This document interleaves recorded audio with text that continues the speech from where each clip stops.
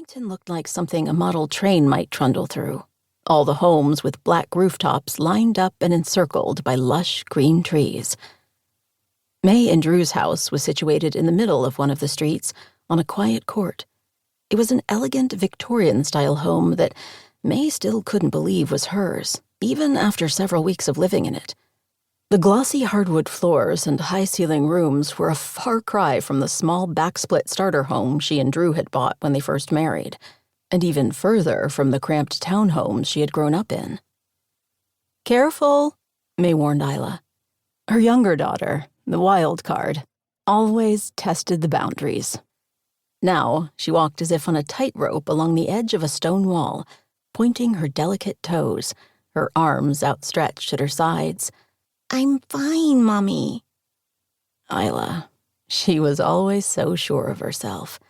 It's the little ones, the youngest of the siblings, who are certain they're invincible, isn't it? Mae knew better about the cold realities of life, but she didn't tell the girls much about it yet. She wanted to hold on to their innocence with a white-knuckled grasp for as long as she could. When they were born, Mae promised her daughters would never know what it was like to grow up the way she had. Isla hopped down and raced ahead, then stopped and turned, smiling at Mae and Ruby while she waited for them to catch up.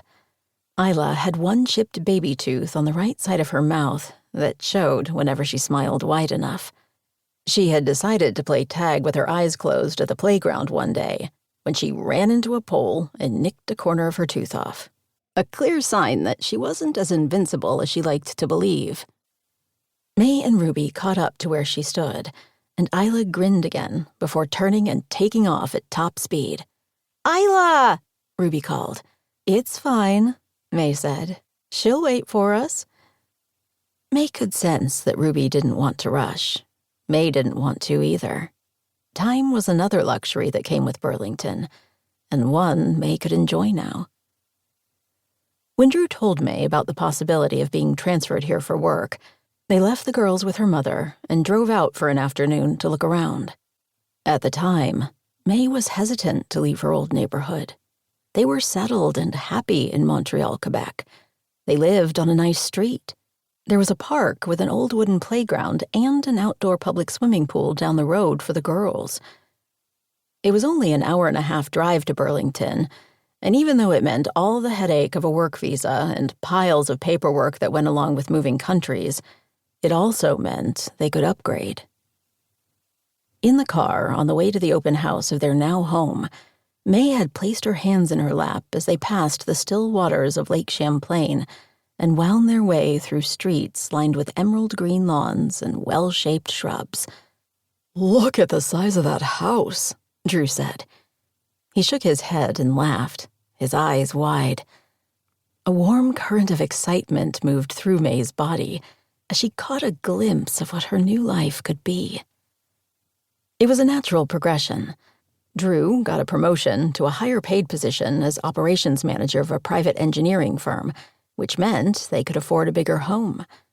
Drew even mentioned that Mae might not have to work anymore if she didn't want to. In Montreal, she only had a short commute by train to her office in the city, but she didn't love her job. Mae never felt like she fit into the flashy life of advertising. Expensive suits and buzzwords, with people rushing from meeting to meeting asking her to put a pin in it. It was a little too much for her. Up until that point in life, Mae considered herself an independent woman, able to support herself. Even in marriage, as her life with Drew became more and more entwined in schedules and raising kids and their coupled-off friends, Mae always felt like her own person. Yet, when Drew first dangled the idea of quitting her job and staying home to manage their new house, it surprised her how much she liked the thought of it. Now, the crown of Ruby's head shone in the early daylight as if a halo had settled on top of her freshly washed hair. Ruby spoke excitedly about rocks. Sedimentary, metamorphic, igneous. Her voice sped up, a constant stream of chatter in her 9-year-old manner. Mae listened, taking it all in. There was no rushing to work.